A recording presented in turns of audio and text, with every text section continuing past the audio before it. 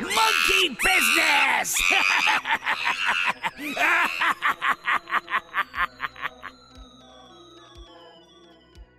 Well, I'm a little late to the game already, so I don't really want to get too much into it. As we all know, the 4 new Spirit Halloween animatronics have just been revealed to us, and we're starting off this video with Monkey Business. Now, this is a clown that a lot of people have already said they like a lot based off his concept and look, and now that we have the full animatronic, we can now see everything that he does.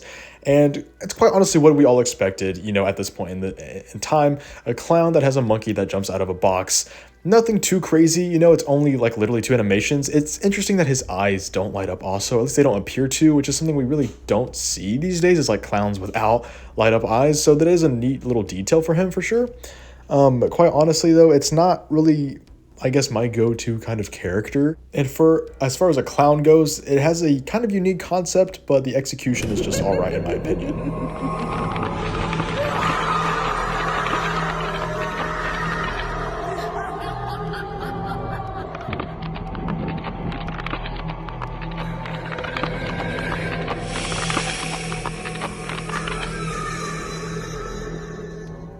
Now we have Backbend Bonnie, an animatronic that again has been very popular this year. So clearly from the start, we're already getting the more popular animatronics in this wave, which is fantastic to see. Anyways, Backbend Bonnie, to a lot of people's surprise, is not actually a jump scare animatronic. This is a slow-moving animatronic who bends her back all the way to be facing the, your guest or your trick-or-treater or whatever. Nothing really too much to complain about this animatronic. It does its purpose, which is being a creepy girl who does this crazy animation. I actually kind of prefer the slow back movement than the fast one. I just think it's a bit more unnerving, especially with like the cracking bone sound effects that she has. And again, it feels like a very classic animatronic. I know a lot of people have said that before, like a 2014-esque sort of animatronic. I'm really happy that they're kind of going back to this. It's good to see them in the stores again. Not really a prop, again, I would purchase or anything, but I do think overall it does what it needs to do, and I think this is definitely going to be a fan favorite for the year. Trespassing on hallowed ground.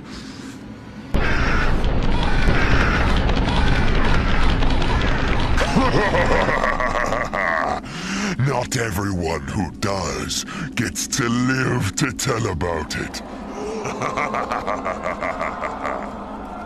Now we have the Sinister Straw Man, and quite honestly, this was a prop I was pretty excited for because it is a Mr. Dark reskin, but a scarecrow. And I think, right off the bat, this is my favorite version of Mr. Dark ever, even more than the original. I only have one main complaint about it, and it's the fact that he talks before his jump scare. Just like the Towering Tallulah from last year, it takes too long to do the jump scare. Mr. Dark just jumped immediately. As soon as the lights cut on, he just instantly did the jump scare, and I feel like that was a lot scarier. And they have such a long retraction time that's whenever you can fit in this like 20-second phrase. They don't need to talk before the jump scare. That is my biggest complaint with him. Other than that, I think he's a pretty cool animatronic.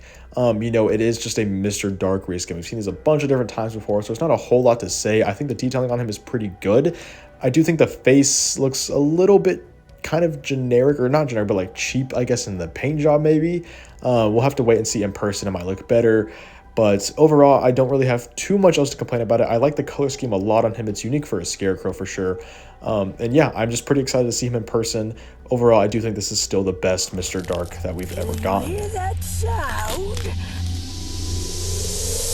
That's the grinding of my bones coming to tuck you in while you're sleeping.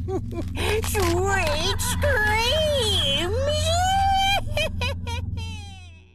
And lastly, we have the Twisted Grandma. Now, my opinion on her has stayed pretty much neutral. The only thing about her is that I was quite shocked of how fast her body moved, and the fact that it looks like her arms are on springs, kind of like how Wacky Mole used to be, where it adds more movement to it than what it really is. And I think that's a fantastic idea just because of how violent that movement really is for her. And I really like how the head turns slowly, but then the torso turns really fast. I think that's kind of a unique concept, a bit of a jump scare in itself, really. Of course, the biggest gripe that most of us have with it is the ventriloquist dummy-like mouth, or the puppet mouth is what a lot of people call it. You can't really, I guess, escape from something like that. But I mean, at the same time, it is 2025, we're past this stage of doing this, especially at Spirit Halloween. Leave the puppet mouth thing to like Lowe's or Home Depot or CVS or something, mainly CVS. Spirit Halloween should, know better to not do something like this, but Then again, this was a prop that was already kind of designed, I suppose, so it's not that big of a deal. And I think overall, you know, the phrasing is okay. The look is really creepy looking. Again, nothing really too much to complain about it. It's a prop that does its purpose, you know, be a creepy grandma, have cool animation, all that kind of stuff. None of these animatronics are really things I plan on getting for this year. But if you do plan on getting any of these animatronics, let me know down in the comments below, and if so, which ones. I do think that this wave is stronger than the last one for sure, and I think there's a bit more fan favorites of this one. But, you know, I feel like from here it only gets better, you know what I mean? I feel like we still have yet to see a lot of like the amazing props a lot of us are really excited for, so that's, you know, a pretty exciting sign at the very least. Anyways, guys, that's going to do it for this video. Make sure to like, comment, and subscribe. Again, tell me down in the comments below your favorite animatronic, and I will see you guys in the next one. Bye.